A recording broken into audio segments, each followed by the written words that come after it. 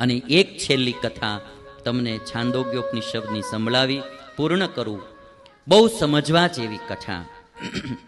અને જબાલા એક નારીનું નામ જબાલા, અને એના પુત્રનું નામ સત્યકામ હતું.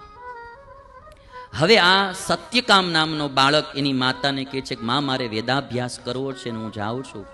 એટલે ઋષિ મને ગોત્ર પૂછશે કે હું કયા ગોત્રમાં જન્મો છું. તો મારું ગોત્ર તું બતાવ્યું માં. કિમ ગોત્રો અહમ અસ્મી. અને ત્યારે એની માતા જબાલા કહે છે કે બેટા, ગોત્રની તો મને ખબર નથી.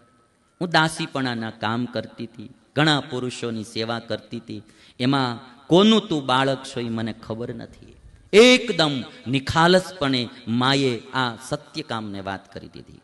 સાહૈનમ વાચ નાહમ એતદ વેદતાત યત ગોત્રસ્ત્વમસી. તું ક્યાં ગોત્ર